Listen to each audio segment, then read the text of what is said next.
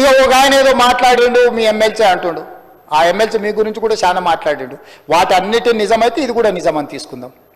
Same MLC మీ గురించి, మీ కుటుంబం గురించి, మీ వ్యవహారాల గురించి సంవత్సరాల నుంచి మాట్లాడుతున్నాడు. అవన్నీ ఒకసారి లైన్అప్ చేసి ఇక్కడ పెట్టి అవన్నిటిని మీరు ఏకగ్రీవంగా ఆమోదించి ఇప్పుడు ఆయన మాట్లాడింది కూడా ఆమోదిద్దాం.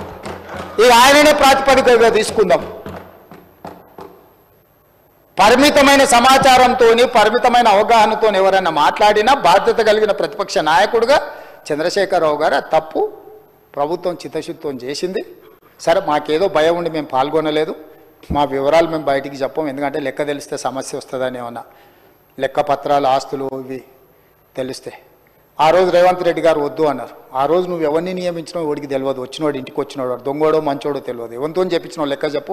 ఇవాళ మొత్తం ప్రభుత్వ ఉద్యోగులు, టీచర్లు, ప్రభుత్వ సిబ్బందితో చెప్పించి మా బట్టి విక్రమార్క గారు ప్లానింగ్ డిపార్ట్మెంట్ చేయించింది.